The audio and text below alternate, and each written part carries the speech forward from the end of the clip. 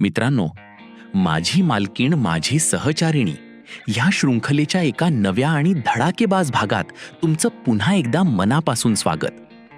सविताला तिथे वळणावर उभं पाहिलेलं बघून माझ्या काळजाचा ठोकाच चुकला. जिम रूममध्ये केतकी मॅडम सोबत मी जो काही धुमाकूळ घातला होता तो हिने पाहिला होता की काय ह्या विचाराने माझ्या कपाळावर घामाच्या धारा सुटल्या. केतकी मॅडम तर आधीच निघून गेली होती, त्यामुळे तिथे फक्त मी आणि सविताच आमने सामने होतो. मी स्वतःला सावरत काहीच न झाल्याचा आव आणत तिच्या जवळ गेलो आणि विचारलं, काय ग सविता, काय झालं, अशी का उभी आहेस इथे? सविताने तिच्या नेहमीच्या साध्या भोळ्या चेहऱ्यावर एक कमालीचं मिश्किल हसू आणलं. ती माझ्या आणखी जवळ आली. आज तिने नेहमीसारखा साडीचा पदर खोचला नव्हता, उलट तो थोडा सैल सोडला होता, ज्यामुळे तिच्या छातीवरची ती खोल घळई मला स्पष्ट दिसत होती, ज्या घळईत मी दुपारी जेवताना हरवून गेलो होतो. ती हळूच माझ्या कानापाशी आली आणि दबक्या आवाजात म्हणाली, रोहनराव, लई भारी खेळ खेळता की जिममध्ये. साहेबांच्या दोन्ही बायका तुमच्यावर फिदा झाल्यात, मग या गरिबाने काय पाप केलंय? तिच्या या थेट आणि गावरान भाषेतल्या बोलण्याने माझी भीड पुरती चेपली.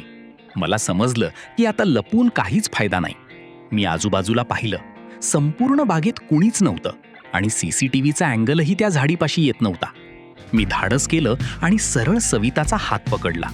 सविता, तुला काय हवंय सांग? मी तिच्या डोळ्यात बघत विचारलं. मला काय पाहिजे हे तुम्हाला चांगलंच माहीत आहे, ती लाजत म्हणाली आणि तिने तिचा हात सोडवून न घेता माझ्या छातीवर टेकवला. त्या क्षणी माझ्यातला राकट सांगलीचा गडी जागा झाला. मी तिला ओढून थेट बागेच्या एका कोपऱ्यात असलेल्या जुन्या स्टोअरूमच्या आडोशाला घेऊन गेलो. तिथे अंधार होता आणि बाहेरून कुणी बघण्याची शक्यताही नव्हती. मी सविताला भिंतीशी लावून धरलं आणि तिच्या ओठांवर माझे ओठ ठेवून दिले.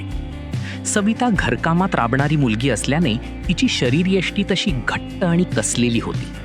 तिच्या ओठात गावरान गोडवा होता, जो चाखताना मला एक वेगळीच मजा येत होती. माझे हात तिच्या साडीच्या आत शिरले आणि तिच्या पाठीवरून फिरत तिच्या अंगावरचे सगळे अडथळे दूर करू लागले. सविता आवेगाने हुंदके देऊ लागली. निशाने मला शिकवले होते की हाय सोसायटीतल्या बायकांचा राग आणि भूक वेगळी असते, पण सविताची भूक अगदी खरी आणि मोकळी होती. मी जास्त वेळ न घालवता तिला तिथल्याच एका लाकडी बाकाचा आधार घ्यायला लावला आणि मागून माझ्या बाबूरावला तिच्या उबदार चिमणीत पार आतपर्यंत घुसवला. ऐक रोहन, सविताच्या तोंडून एक सुखाचा चित्कार निघाला, जो त्या बंद खोलीत गुंजला. मी कमरेत पूर्ण ताकद एकवटून वेगाने झटके मारू लागलो. सविताही त्या लईवर मागे मागे उसळत मला पूर्ण साथ देत होती. जेमतेम 5 मिनिटांच्या त्या बेभान खेळात आम्ही दोघांनीही सुखाचे सर्वोच्च टोक गाठले. बाबूरावने तिच्या आतच आपला जलाशय मोकळा केला आणि सविता पूर्णपणे तृप्त होऊन माझ्या गळ्यात पडली. आम्ही दोघांनी पटापट कपडे सावरले.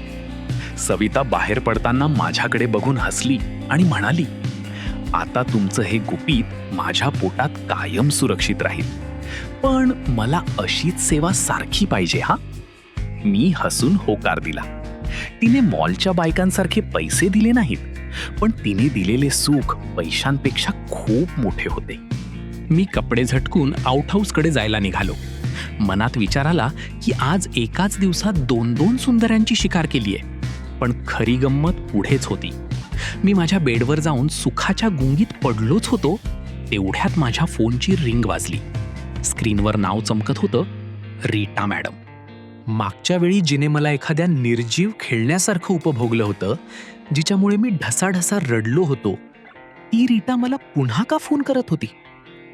तिने फोन उचलल्या उचलल्या अगदी कातर आणि रडकुंडीला आलेल्या आवाजात म्हटलं, रोहन, प्लीज मला वाचव, माझ्या घरी लवकर ये.